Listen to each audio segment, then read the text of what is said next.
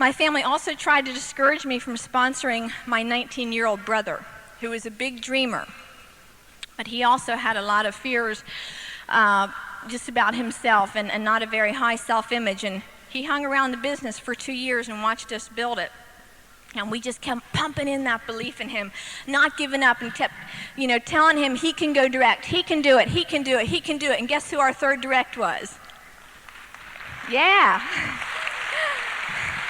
My brother, 21 years old, single. You singles can do it too, you know that? Are there singles here? Do you believe you can do it? Come on, convince me. Yeah, much better. Singles can do it too. So I have created an incredible bond with my brother Dean that nobody can ever take away. Building the business with family has been an absolute joy, and it's become absolutely priceless. And to think that somebody tried to discourage us from sponsoring him sends chills up and down my spine, because look what we would have missed out on. It was an emotional roller coaster for me in the beginning of this business. I'd cry and I'd be excited, and I'd cry and I'd be excited, and I'd cry and I'd be excited. And I spoke with my uncle, who is a millionaire in some other businesses, and I really respected his opinion on business. And I didn't want to tell him about this business because I was afraid he would knock it, and I was already like this. I didn't need somebody else yet to knock it. But when he found out we were in the business, he was so excited. He said, "That's the best business opportunity out there." I thought, wow, finally, somebody that knows what they're talking about, even though they're not in the business. But he said something to me that really helped me. He said, "Audrey, treat it like a business. That's what it is." He said, "Give it 2 years. So if you're new here today, my challenge to you is give it 2 years.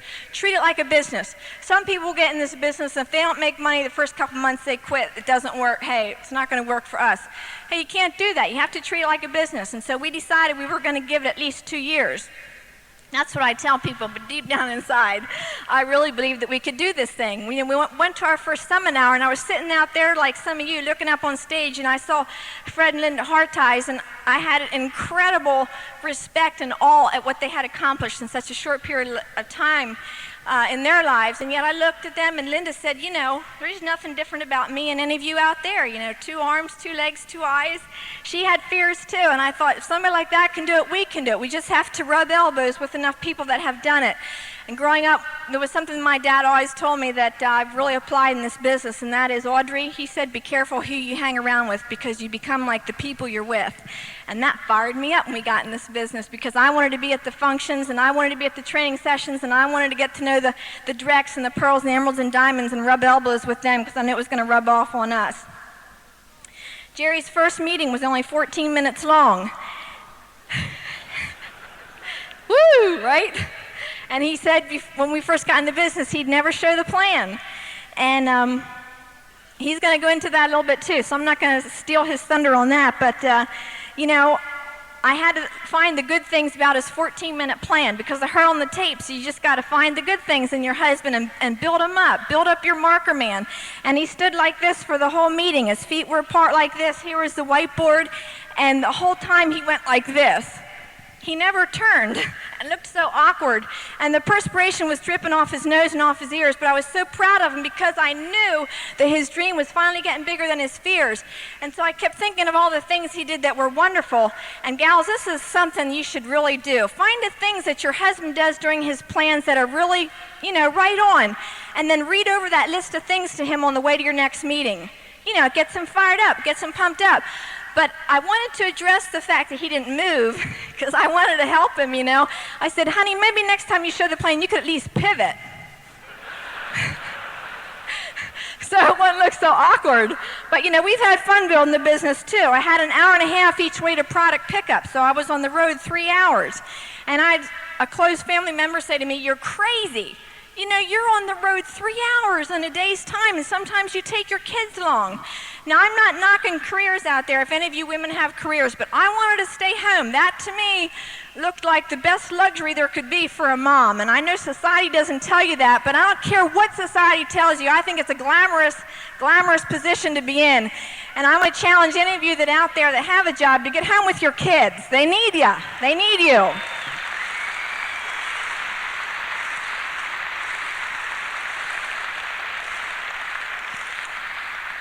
You should be proud of that, because sometimes, even though you don't feel like you got anything else done, During the day, you can put your head on the pillow at night and say, yeah, I raised the future. Isn't that a pretty awesome responsibility?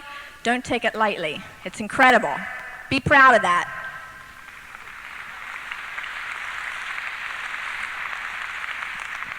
But back to what this relative said. You know, I wanted to be home, and I figured that 3 hours on the road every week, once a week, with my children, had 40 hours at work beat all over it. That's what I thought.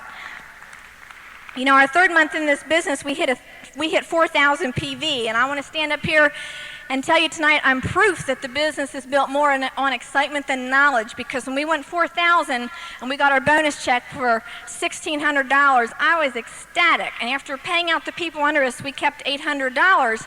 And that's when I said to Jerry, I understood PV, but I didn't know what BV was. And I said, honey, could you explain to me how PV, BV works? Now, that's pretty bad if you're at 4,000 and you don't know how that works. But I was excited, and that's what's going to attract people to your business, is your excitement and your belief in your dream and in their ability to also do it. You know, we kind of leveled off after that, and we even went back a little bit. I'm sure none of you have done that, right? But it can happen. It can happen to the best of us. And that was real frustrating. That was real frustrating because Jerry wasn't lazy, and yet there was a lot of activity, but there wasn't much being accomplished. And so that was a period in our business where we really had to learn to get it together as a couple. And that was a phrase I'd hear at functions, and it would make me want to throw up, because I knew we had a good relationship. And yet, why after a function like this did we have the biggest fights? We never fought till we got in this business. I couldn't understand it. We just had to learn, you know, to build up the other person and to focus on the things about them that first attracted us to them in the first place. I didn't marry Jerry because I thought he'd take me diamond someday. So it was very unfair for me to get in the business and expect him to be all that I expected him to be presto right away. And so, you know, just be patient with each other if you're building it as a couple, and try and remember why you married each other, you know, and focus on that and building each other up. Well, we finally went over 7,500 again in the month of March. And the next 6 months were probably the busiest months that we've ever had in our lives. But we were determined to go profit sharing. Fred was running a promotion for an all expense paid cruise in the Caribbean, and that looked pretty good to us. You know, I was excited about being able to travel, and our upline did really good at helping us stay focused on our dreams, on our goals. And so I just want to tell you what took place in the next 6 months.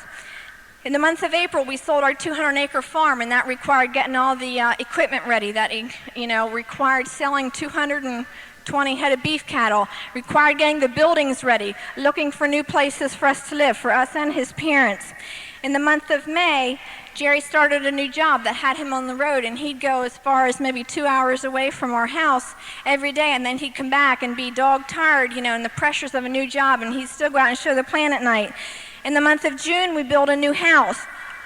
Now, it was a beautiful house compared to the double wide that we started out in. And it was a 2-story colonial, however, 2,000 square feet. We had 4 bedrooms. We had 2.5 baths. And I could have really gotten sidetracked, gals, with wallpaper and curtains and stuff. But in that entire house, I only had one new thing, and that was a new kitchen, a dinette set, a very inexpensive one, because I knew it was only a temporary place. And I knew the day was coming that came on October 30th of this past year, and that was we were able to purchase 20 acres. And we're real excited about that. How many of you would like a little bit more property? Would that fire you up? Well, I got in this business to build a big house. And you know, this business has really taught me delayed gratification. There was a very small house on the property. It's only 1,000 square feet, and I'm going to have to move from a 2,000 square feet to a 1,000 square foot house. But it doesn't matter, right? Because I know what's coming, because every day I can walk out of my kitchen door and I can walk up into the hill in the woods that overlooks a wide creek, and I close my eyes and I imagine walking over the threshold of a new house, and I can walk in and I can picture the open staircase, and I can picture the 3-story glass ballroom that I've promised our girls. What's that for, Mommy? Well, that's when you graduate. That's when you get married. That's for your parties. I don't know what it's for. It just, I saw it on Beauty and the Beast and I thought, yeah, I want one of them.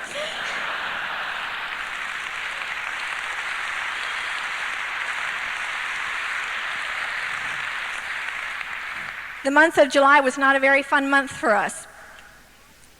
Jerry was doing a meeting one night, and I got a phone call that his younger sister Cheryl, had been in a tragic car accident that took her life.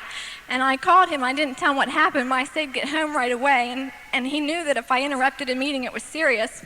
And he listened to tapes the whole way home. And when he came through the door at our house, the first things out of his mouth were a quote by Dexter Yeager. And after I told him the news, he said, "You change the things you can, and you accept the things you cannot." And I was so thankful for this business because it really helped us through a time that was very difficult. Yeah, we shed our tears, we cried, but I heard Linda Hartise say something one time that really helped me, and that was, you can get bitter or you can get better. You can suck your thumb or you can count your blessings and you can move on in life. And the only reason sometimes that you have so much pain when you lose something that's precious to you in life is because the love was so great. And that's what you got to be thankful for.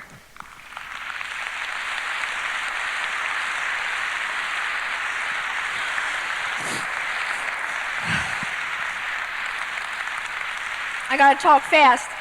The month of August, we also stayed over 7,500. Let me back up to July. One of the reasons we maintained 7,500 in July was because of the fantastic upline that we had. We had business out of state in the state of Indiana that was 11 hours away. And the night our upline got the news, they said they'd fill every one of Jerry's appointments out there that coming week, and that was so exciting.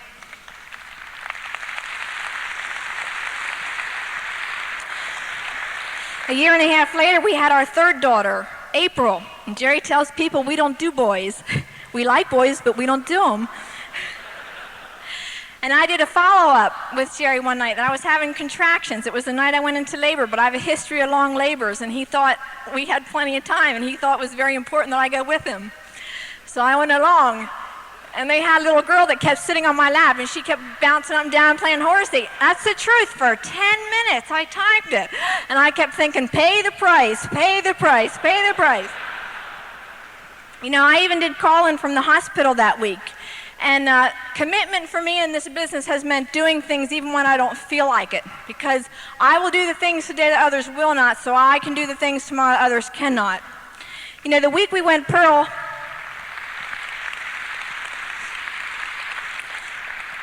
Jerry was in a cycle accident, but I was so proud of him. He had a broken collarbone, he had fractures in his vertebrae, but he sat on the lazy boy chair that he was confined to for a whole week, and he did one-on-ones, he did counseling, he did follow-ups, he did phone calls. And his breathing became extremely painful that I took him back to the hospital, and here he had developed a very, very serious case of bronchial pneumonia, and I was very thankful just to get through the night without a phone call from the hospital. That's how serious it was. And I used to think I could never go on if something happened to Jerry. And I read the book in this business, Feel the Fear and Do It Anyway, and one of the chapters in there says, you can handle it. And I thought, you know, we don't really have a choice in life. We don't really have a choice. You know, we can get bitter, we can get better. And that's when I realized that, hey, you know, life does go on no matter what happens. And I had 3 little girls at home because April had just been born. She was just 2 months old. And I thought they still deserve a nighttime story. They still deserve a smile. And sometimes when you're going through storms in your life, it's hard, but there's people around you that still need to see your smile. Because there's always somebody out there that's going through something that's more difficult than what you're going through. The rewards in this business are incredible. You know, it wasn't long after we went Pearl that I was able to get a secretary after we counseled with Upline. And I couldn't help but think of some people in our business that would quit just because they could go to the store and they could get, you know, the dish drops, the dishwashing detergent cheaper in bulk with a coupon than what they could get through the business. Isn't that sad? If they stayed in, they'd have 7 directs under them today. I mean, what'd you get in the business for? To make money or to save money? We got in to make money. One of the things that was so rewarding for us in the business was a year ago in October was the girls and I picked up Jerry at work in a helicopter for the last time. And we got to fly away and know that he'd be a free man from that day on. And I ordered flowers from a former distributor. Yeah, that was fun.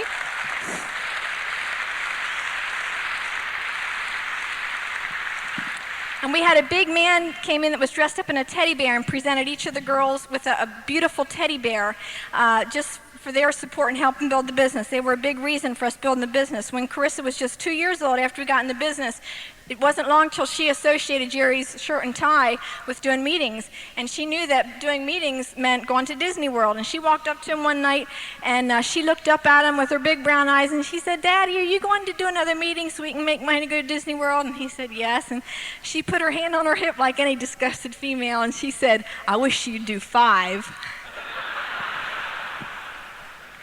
She'd like a green pony. I asked her, I said, "Sweetheart, God didn't make green ponies." And she said, "Why not? Didn't he know I wanted one?" You know, they're really getting into the dream building. But we've had a lot of fun in this business. I just want to tell you it's worth it. You know, Jerry and I are just ordinary people with an extraordinary dream, and that's what each one of you are out there tonight. You're all winners. We believe you can do it. You got an incredible system and upline to plug into over here. Be excited about your dream. You will develop an urgency and a passion for this business when you develop an urgency and a passion for your dream. So define it. Know what your dream is. Hope all your dreams come true, and may we see all of you on the beaches of the world. Here's my Diamond Jerry.